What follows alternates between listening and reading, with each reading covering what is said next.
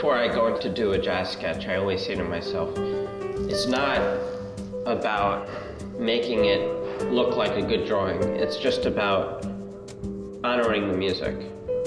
To that degree, that's the only measure I really think of when I think of whether I was successful or not. I want to know if I captured or honored the music in a way that hasn't been done.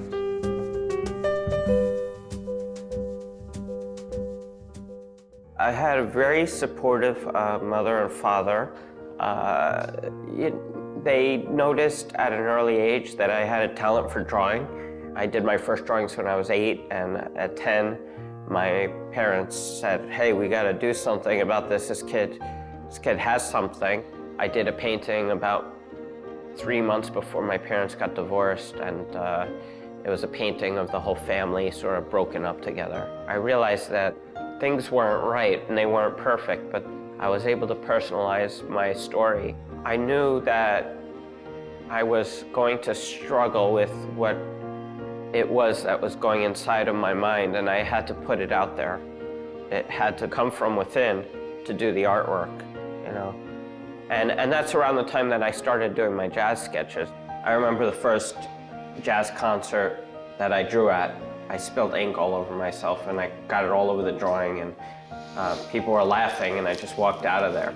And then I realized that as I got comfortable drawing in front of people around me, and I learned that there was something intuitive about the music, that I was connected with the music as well as with the art. Around college, my senior year, I was beyond emotional turmoil. It was physical. I was sleeping like 20 hours a day and not handing in any assignments. And I didn't want to talk to teachers, I didn't want to talk to my parents, and I didn't take medication for about 3 years.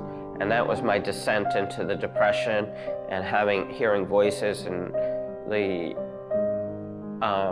it just got worse. I wasn't considered schizophrenic until my hospitalization in 1999. I kept thinking that the advertisements on like buses and subway stations, and everywhere I looked there were advertisements, and they would talk to me and they would give me messages, do this, do that, do that.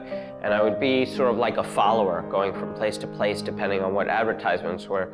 And there was one advertisement that said Land's End, and I'm walking on the street and I see this advertisement for a Land's End fashion show at the Millennium Hotel. And I thought I was on a mission to get married to this girl. I go down to the fashion show, I go up on the stage, and there's a guy on the dais about to present the fashion show, and I pushed him off the stage, and I said, such and such, the girl that I was having the episode about, will you marry me?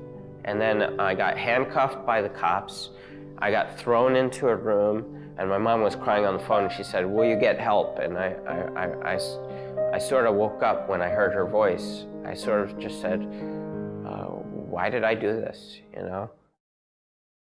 When I first came to Fountain House, I realized when I became a member and started working with the social workers and took it seriously to come to the gallery 4 days a week, is that there's an intrinsic value in feeling that each menial task is necessary, that we're all doing this for the greater good of Fountain House. What the current thinking is that what people need is kind of 3 things. They need to get help with their mental health, they need to get help with their physical health, and then they need this additional support, and that's what Fountain House provides to kind of complement those other 2. And so together with the Sidney Bear Center, the Lewis Center, and Fountain House, we've kind of made this very complete package for people in order to help them get better. Now we have a full gym, and we have a whole space for all kinds of workout activities, and we have a kitchen that we use to teach people kind of good cooking, and we now do yoga and we do meditation, and we've kind of moved into a new direction as part of this. Jonathan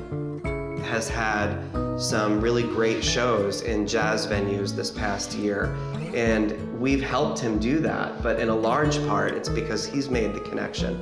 He's been out there marketing himself, and I think we've helped him become more comfortable doing that. Throughout my life, I could always draw. Even when I was in my depression, I was drawing, and this is one of those examples of drawing when I was going through some tough times. And I didn't do much art in those days, but just like you can never lose a thing if it belongs to you, you know, I have my art. Winston Churchill once said that people who have their art are never alone. I really believe that I have a lot more than that now that I've gotten such great relationships through Fountain House and through the treatment I've gotten. I've really developed, I feel, a real sense of community. You were only waiting for this moment.